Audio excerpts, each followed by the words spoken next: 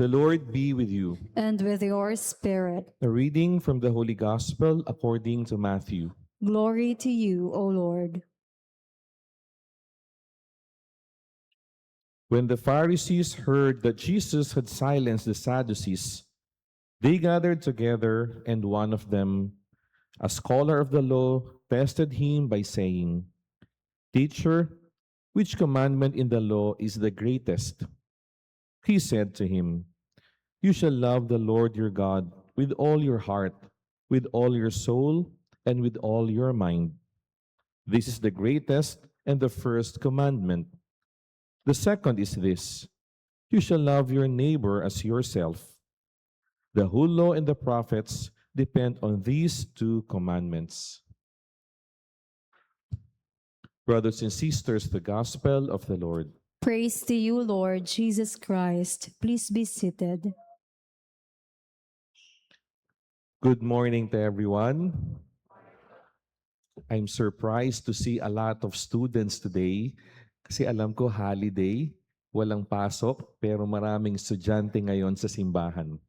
Let me begin by asking you a question. Have you ever attended a family gathering wherein everyone is together? Mayroong kainan, magkakasama sa mesa, may tawanan, may kwentuhan. Pero lahat din may hawak na cellphone. One is scrolling Facebook, the other one is watching TikTok, the other one is replying to messages, and may isa pa, nagpipicture muna ng pagkain bago kumain. Physically, we are together, but our hearts may be somewhere else. Magkakasama tayo physically, pero yung puso natin minsan magkakalayo. And we are close but not connected. We are talking but not really communicating. And sometimes, our relationships become dry. Nang magkakasama pero hindi naman nag-uusap. We are moving but there seems to be no life. And that is why the image in our first reading today is so striking. Ano yung sinabi at narinig natin sa unang pagbasa? Ezekiel saw a place full of dry bones. Dry bones. And God asked Ezekiel, anong tanong ng Diyos kay Ezekiel? Can these bones come to life? Pwede pa bang mabuhay yung mga tuyo na buto na yan? Ang ganda ng sagot ni Ezekiel. Ezekiel was honest in saying, "Lord God, you alone know." Hindi siya nagmarunong. Hindi siya nawala ng pag-asa. Ang sabi niya lang, "Panginoon, ikaw lang ang nakakaalam kung mabubuhay pa yan or hindi." And my dear friends, sometimes that is a beautiful prayer. A beautiful prayer of trust. A beautiful prayer of hope. Then God commands him to speak to the bones. Kausapin daw. What happened? There was a rattling, bones join another bones, and then flesh comes, and then skin covers them.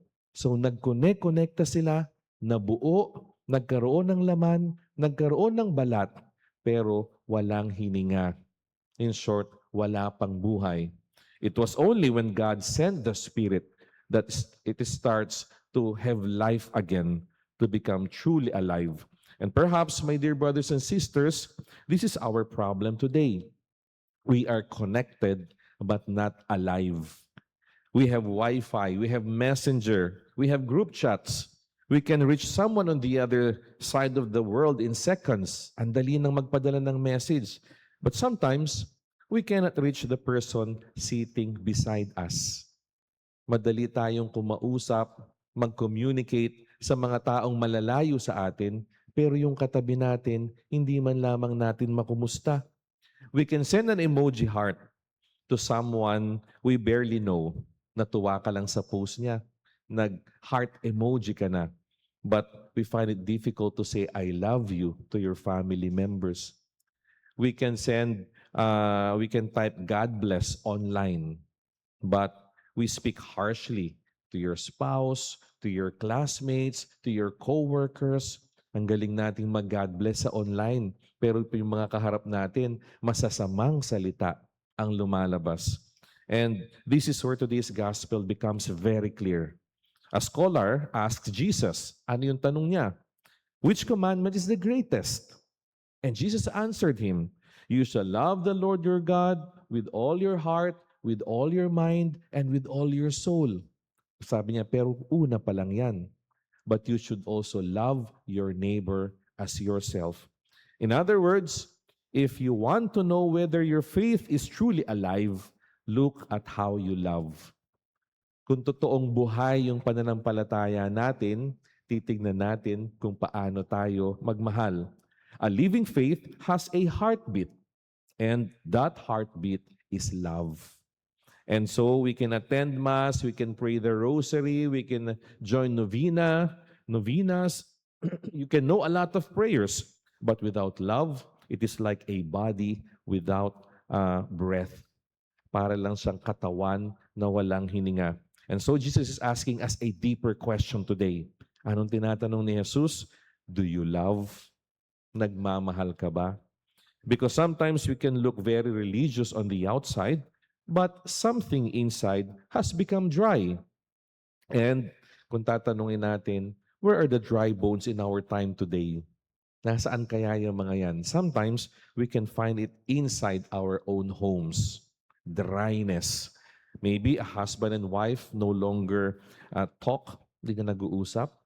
Or maybe a parent and a child would carry resentment. May hinanakit, may sama ng loob. Or maybe siblings, magkakapatid, who would stop speaking because of money matters and inheritance issues. Hindi na nakikipag-usap.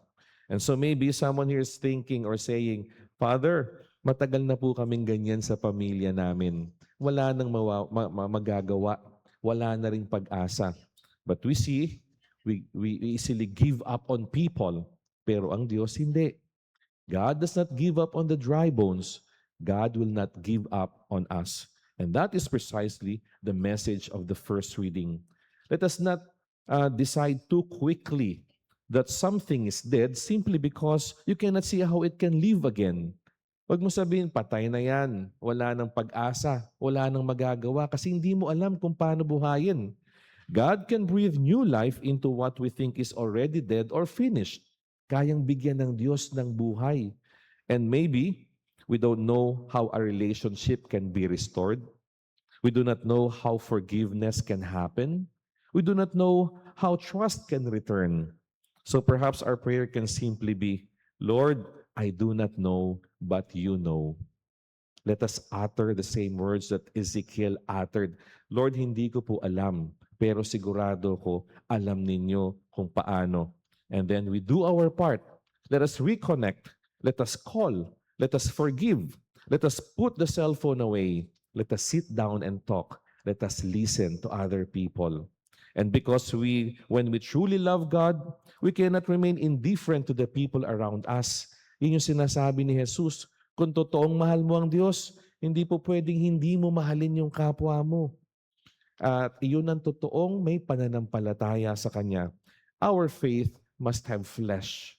Our prayers must have hands. And our worship must become love. So today, the question is simple. Is my faith still alive? Buhay ba yung pananampalataya natin?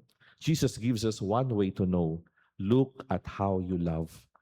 Tingnan kung paano ka nagmamahal. Because the greatest miracle is not simply that dry bones can live. The greater miracle is that a dry heart can love again. Yung puso marunong na ulit magmahal. At iyan yung mas malaking himala. And so, as we continue this Mass, let us pray to the Lord. Let us tell the Lord, Lord, breathe your Spirit into me. Teach me to love you with all my heart by loving the people you have placed around me. Amen.